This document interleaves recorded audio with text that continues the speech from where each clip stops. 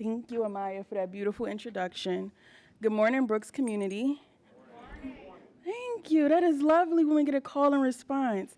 Thank you. So currently I work in the DEIB office with Terry Ofori. I graduated from Ursinus College in 2023 with a Bachelor's of Arts in Anthropology and Sociology. It was there that I had many transformative experiences, personal, spiritual, and mostly academic. While in undergraduate school, I was invited to attend Sisters in Spirit. With little knowledge of what the group meant or what the meeting consisted of, I was encouraged to show up, and I was invited by the group's founder, Reverend Dr. Terry Ofori.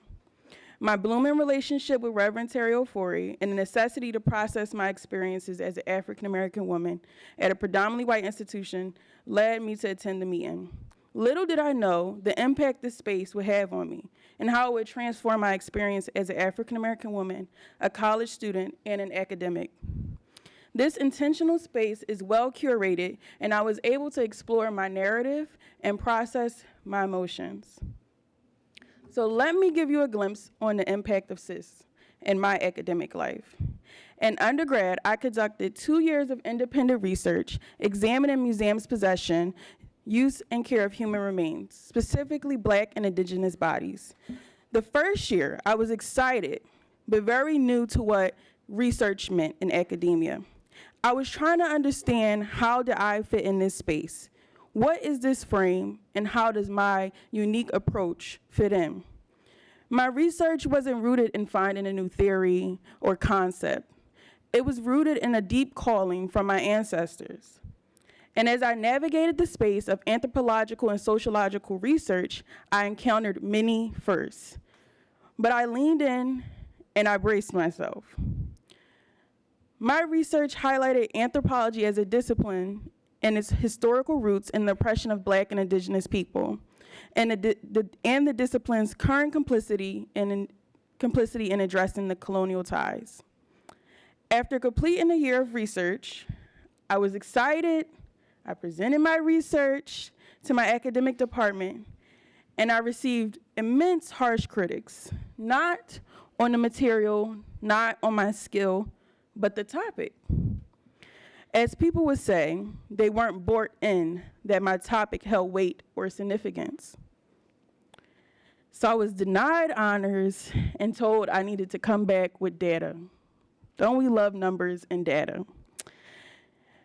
I needed data to support my research, to support my argument, to support the necessity that my topic mattered. This is a common response to knowledge production in academic spaces. This response is rooted in Western Eurocentric ways of understanding knowledge and knowledge production. So boom, the door was halfway closed per se, and I was devastated. The spark I had began to diminish, and I began to become weary. And I didn't know where to really go, but I knew that I wanted to get honors. I was really just aiming like, I need this honors research, and this needs to be recognized. So I went to my cis group, and I was able to express my emotions and process what was occurring to me. In that, I stayed committed and focused. So what did I do? I conducted quantitative research and surveyed over 100 academic institutions across the United States regarding their policies on the possession, use, and care of human remains. I deep dived into academic articles and books to find theories to support my research. I went outside my course materials and the course offerings to find other scholars in my field. I did all the things they asked of me. I did all the research. So, before I went to present again, I rehearsed, I talked to my community, which was CIS at the time. I went into other disciplines like museum studies to gain wisdom, and I was ready. I stood in front of the same academic department who denied me once, articulated my research clearly, and answered all the questions that they had. I had the data, the facts to support anthropology's complicity in the oppression of Black and Indigenous bodies. Not only was my research denied again, my research advisor said to me with tears in her eyes, "This is not the place for you to do this work. They're not ready, and I would advise you to do it elsewhere. And you did everything correctly." This was coded academic language suggesting that underlying cause of denial of my research was not because of my academic abilities or my writing capabilities, but because of who I am as an African American woman and who my research was for, Black and Indigenous people. This time, the denial did not hurt as much. I was more so reassured and fired up that there was depth in my research and that it needed to be continued. So, after this encounter, I talked to Reverend Ofori, and I employed on her wisdom and applied to graduate school. It was in my quest to find a graduate institution that I chose Harvard Divinity School, where my ideas were not only encouraged, but there already was a community talking about my similar interests and thinking like me. But make no mistake, I was able to envision what womanist scholar Dr. Kelly Brown Douglas calls the moral imaginary, envisioning freedom while experiencing oppression, envisioning a more just society because sis equipped me with tools and spirituality to live in my purpose and be firm in it. Also, let me be clear that this is not a cliche story of when one door opens, another door closes, for I'm still experiencing the same discrimination in my current institution in various ways.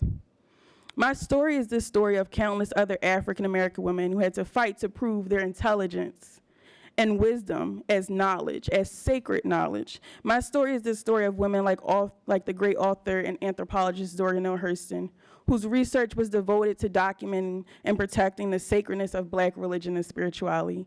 But despite her contributions, she still was left to be forgotten, buried in an unmarked grave for years. And Fannie Lou Hamer, who devoted her life and spirit to activism, no matter how many times she was unjustly arrested, beaten, coining the infamous phrase, "I'm sick and tired of being sick and tired."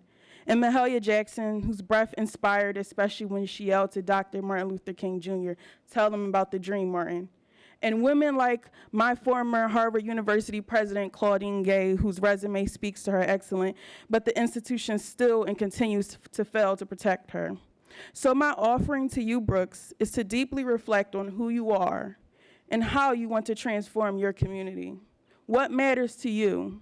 What is your purpose? And how is it linked to the liberation of others? And lastly, to the girls of Sisters in Spirit, continue to be courageous in your work. Do not let others impose their fears onto you, for you know that your strengths and your purpose. In times when you feel alone, weary, unsure, or isolated, remember you are connected to a dandelion chain of women who have triumphed in the deepest times of despair.